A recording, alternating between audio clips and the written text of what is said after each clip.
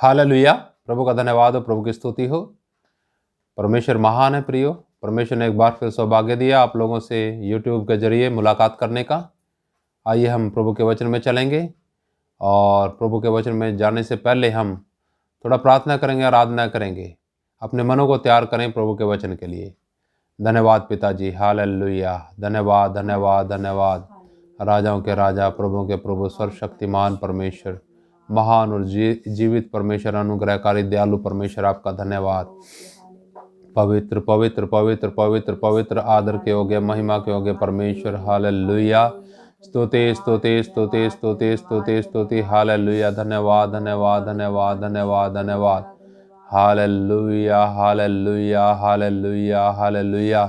धन्यवाद धन्यवाद धन्यवाद धन्यवाद धन्यवाद धन्यवाद प्रभु। स्तुति स्तुति स्तुति स्तुति, हालेलुया। धन्यवाद पिताजी, हालेलुया। महान जीवित परमेश्वर, आपका धन्यवाद धन्यवाद धन्यवाद धन्यवाद, हालेलुया। तारीफ तारीफ तारीफ तारीफ तारीफ तारीफ तारीफ। धन्यवाद प्रभु। स्तुति स्तुति स्तुति स्तुति, महान और जीवित प्रभु, आपकी स्तुति हो। आज की शाम के लिए धन्यवाद करते हैं पिताजी। एक बार फिर आपने हम सबको अवसर दिया, आपके चरणों में बैठने का सौभाग्य दिया प्रभु, आपकी वाणी सुनने का, उसके लिए धन्यवाद करते हैं प्रभु। एक एक भाई बहन, बुजुर्ग, नौजवान, सबको आपके हाथ में सौंपते हैं। आज की शाम जो प्रभु जी वचन सुनते हैं, सिर्फ सुनने वाले न बने, परंतु इन वचनों के अनुसार प्यारे पिता चल सकें। ये वचन हमारे आत्मा, जीवन और व्यवहार में उतरने पाएँ। धन्यवाद प्रभु। पवित्र आत्मा जी, आप हमारे शिक्षक हैं। आज का वचन आप सिखाइएगा। धन्यवाद सारी बातों के लिए। प्रार्थना प्रभु यीशु मसीह के नाम से मांगते हैं, आमीन। हालेलुया। प्रभु की स्तुति हो। आइए हम एक भजन गाएंगे और ये भजन है, बढ़ते जाएंगे आगे आगे, पीछे ना मुड़कर देखेंगे, यीशु रहेगा साथ, हम ना किसी से डरेंगे। हालेलुया। बढ़ते जाएंगे आगे आगे, पीछे ना मुड़कर देखेंगे, यीशु रहेगा साथ, हम ना किसी से डरेंगे।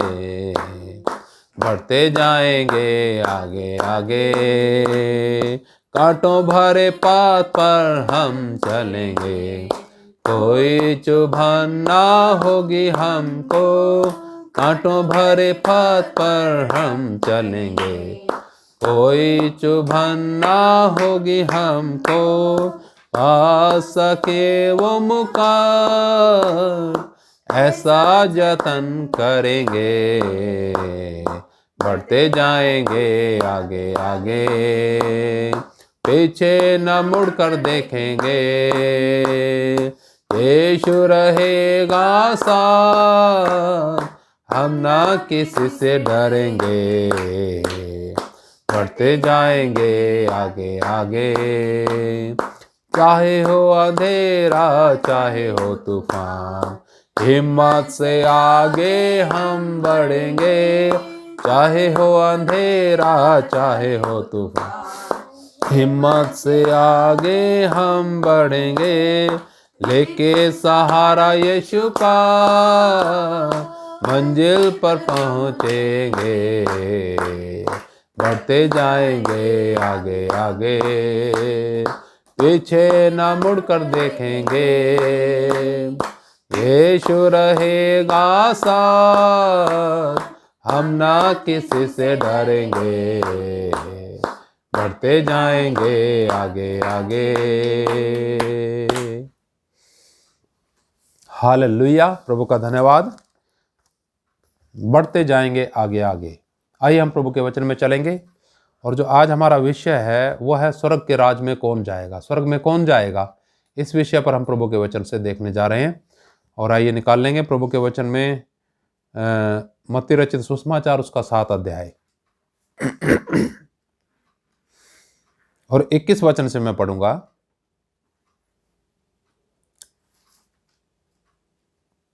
प्रभु यीशु मसीह जी कहते हैं, जो मुझसे हे प्रभु कहता है, उनमें से हर एक स्वर्ग के राज में प्रवेश न करेगा, परंतु वही जो मेरे स्वर्गीय पिता की इच्छा पर चलता है। यहां पर प्रभु जी कहते हैं कि जो सिर्फ हे प्रभु कहते रहते हैं, उनमें से हर एक स्वर्ग के राज में प्रवेश नहीं करेगा। तो फिर कौन प्रवेश करेगा? एक सवाल उठता है। पानी का बपतिस्मा ले लिया, विश्वास कर लिया, पश्चाताप भी कर लिया, परंतु हमें आगे करना क्या है कि हम स्वर्ग के राज में प्रवेश करें? यहां वचन में स्पष्ट है, परंतु वही जो मेरे स्वर्गीय पिता की इच्छा पर चलता है।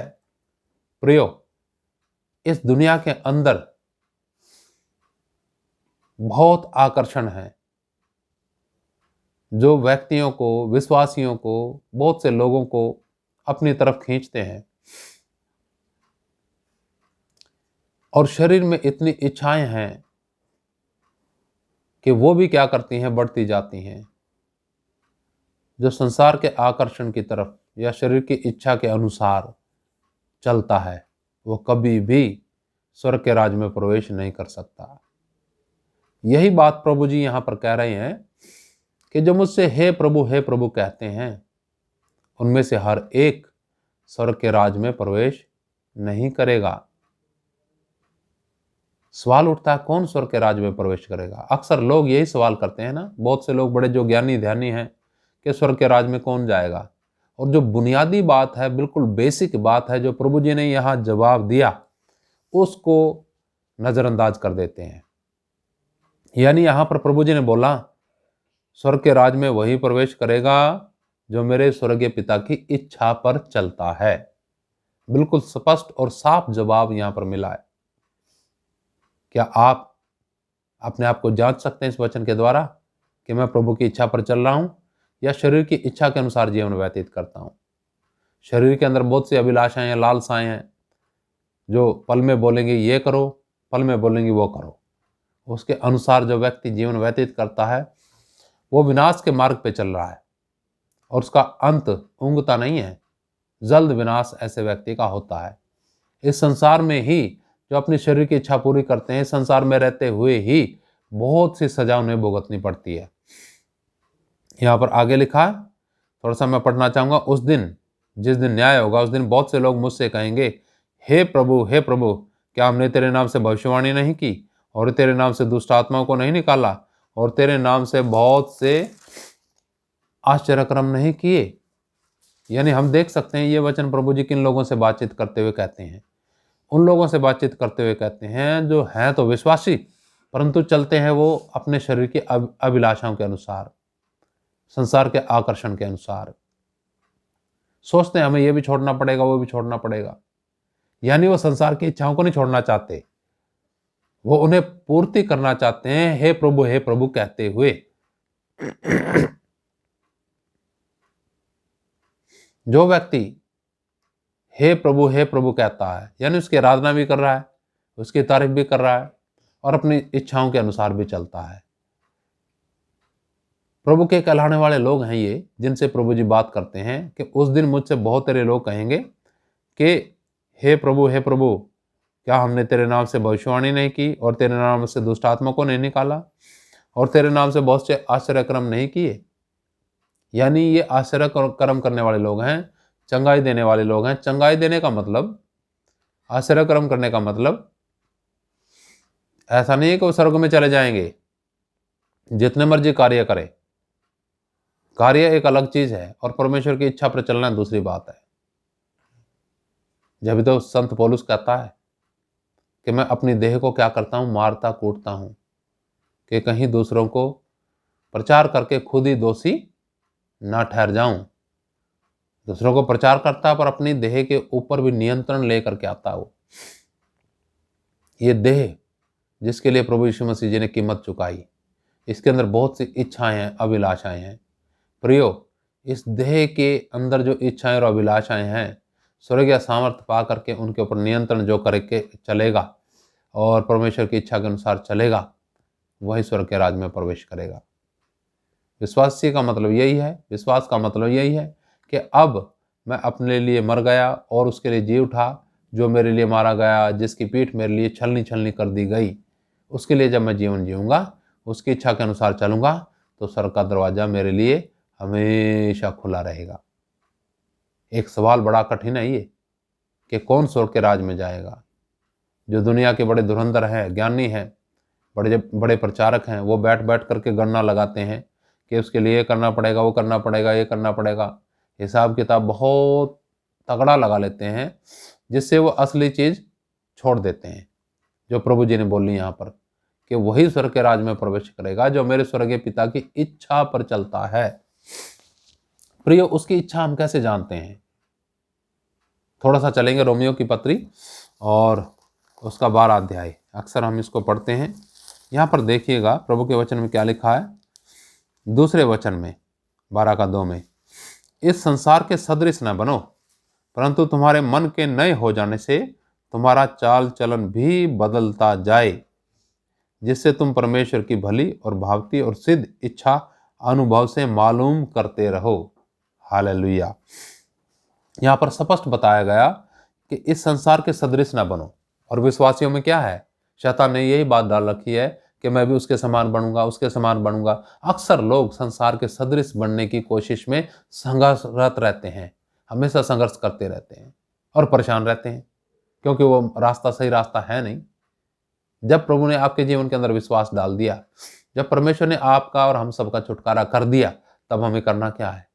इस संसार के समान नहीं, प्रभु के समान बनना है। जब हम इस वचन के अनुसार चलेंगे जो यहाँ पर लिखा है कि इस संसार के सदृश न बनो, परंतु तुम्हारे मन के नए हो जाने से तुम्हारा चाल चलन भी बदलता जाए।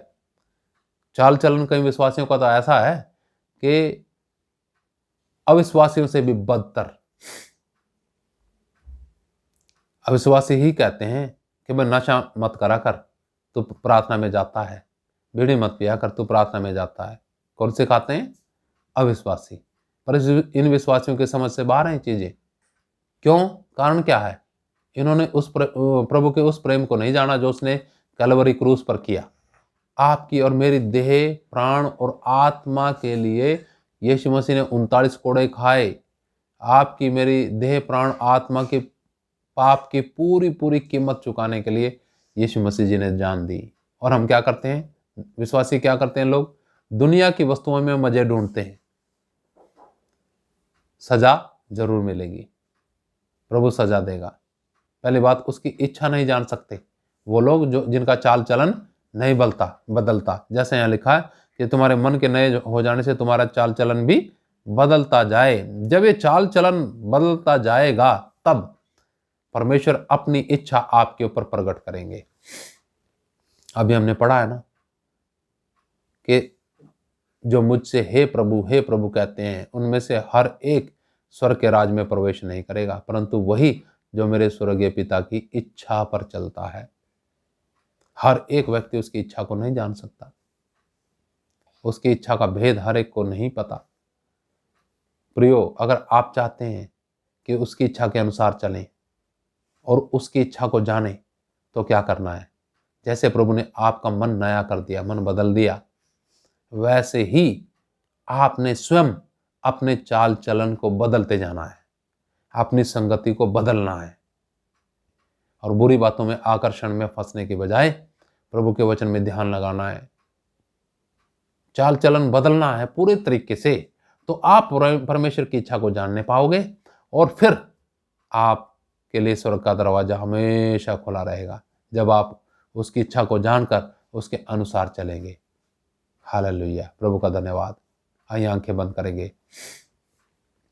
तेरी इच्छा के मुताबिक यीशु मुझे नित्य चला, तेरी इच्छा के मुताबिक यीशु मुझे नित्य चला।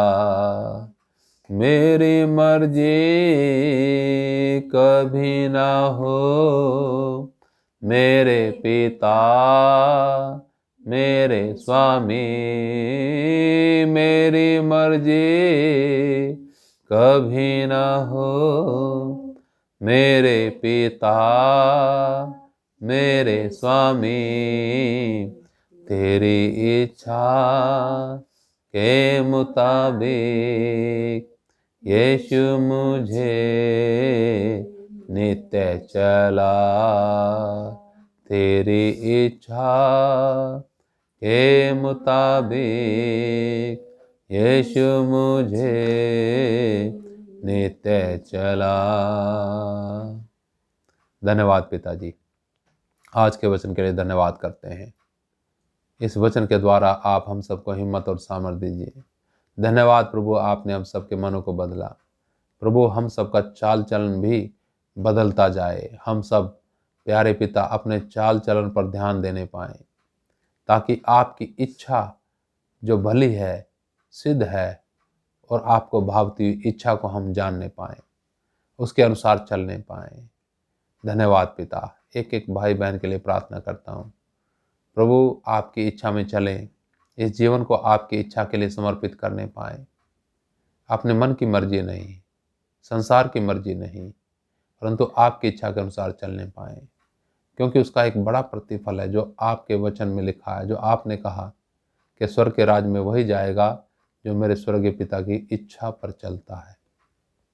धन्यवाद प्रभु, इस भेद के लिए जो आपने खोला। जितने भाई बहन वचन सुनते हैं प्रभु, इस भेद को समझने पाए। धन्यवाद सारी बात के लिए।